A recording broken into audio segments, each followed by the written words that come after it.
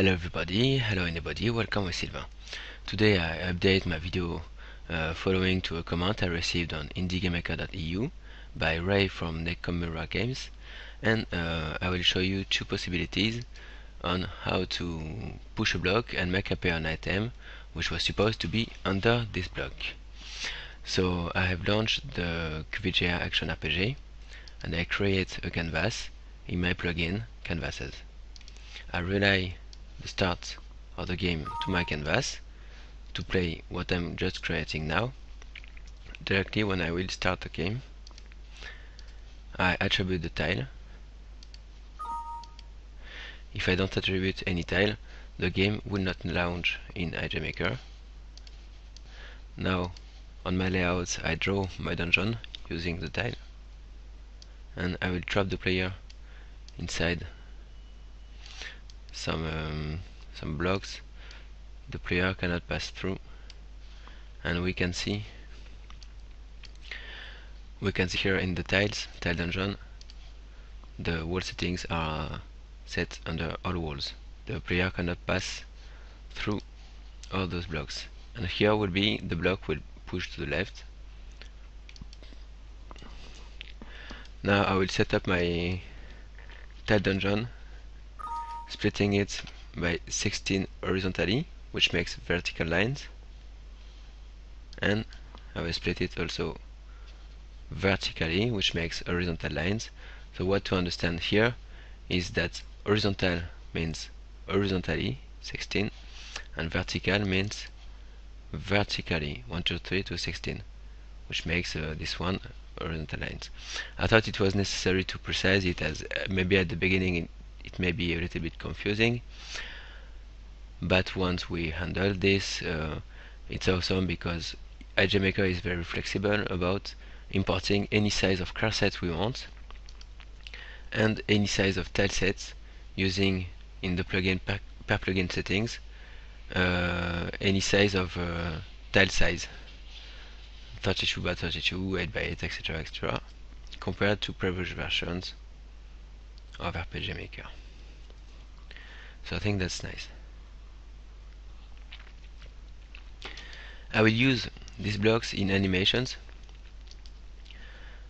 So I create an animation here that I rename when I double click on it, and I attribute the graphic I just set up before. I expand this window and select my block. I will place my mouse just under this little name and move down my mouse with left button hold and press the minus button.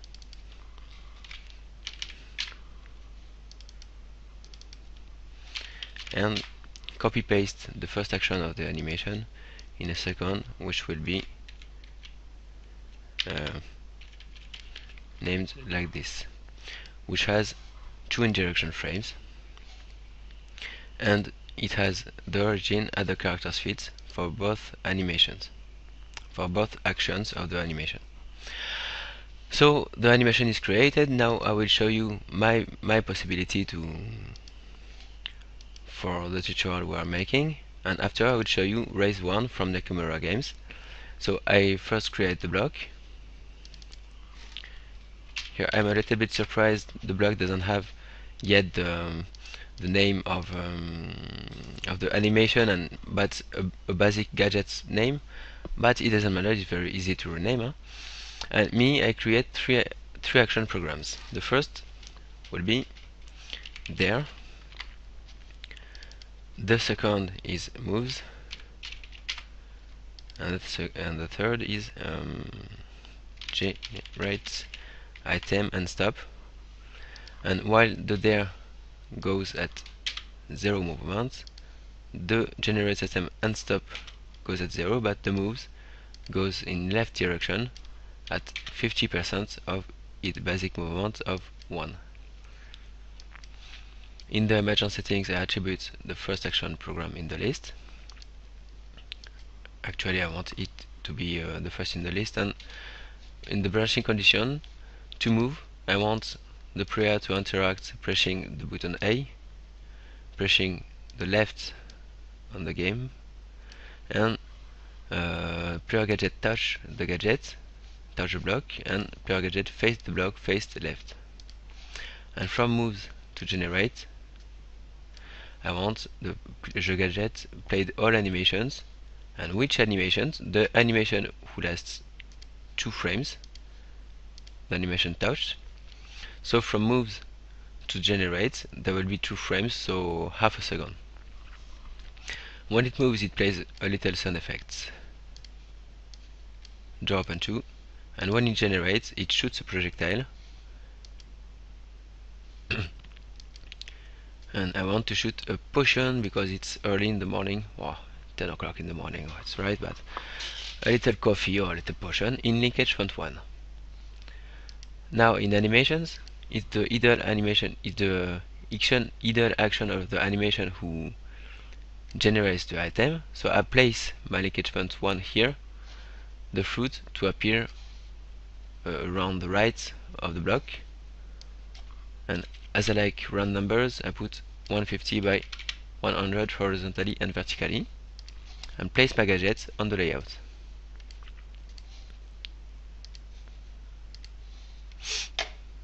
And test.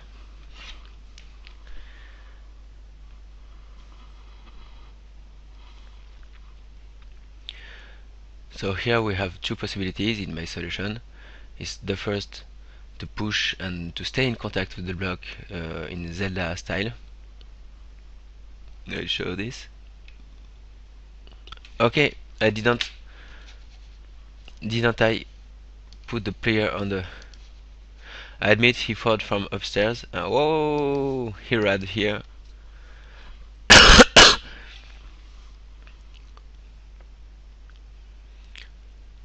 And so he's trapped now, and he has to solve an enigma.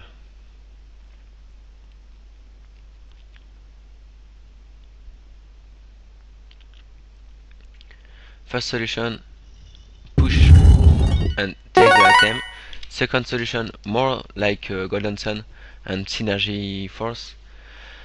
Like will be the other possibility also by Nakamura, is to push the block without staying in contact with it while moving, like this, like Synergy in fact, move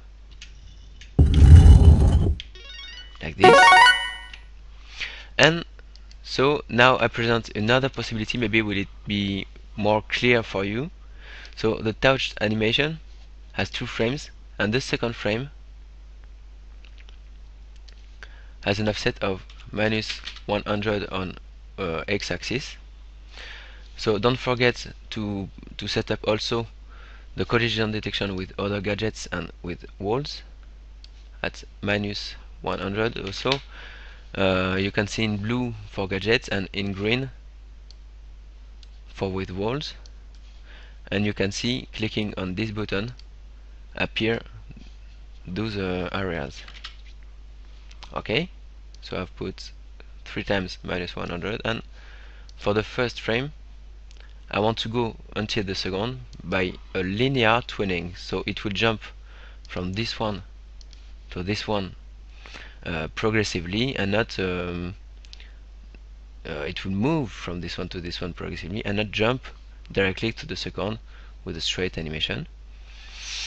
Don't forget to put the display time of 1 second for the first and 0 second nothing for the second, because for the first you can determine the fast you want to be, but the second must do nothing.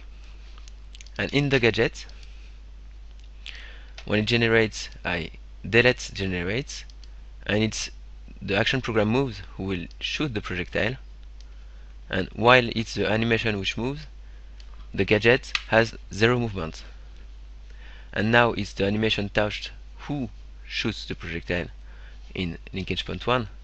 So in the animation I have to, so I deselect this to place my linkage point 1 around here. I zoom in. I want to place my linkage point 1 at the center of the block, the fruit to appear around here, at a 55% by 100 for the first, and 155 by 100. Let's test.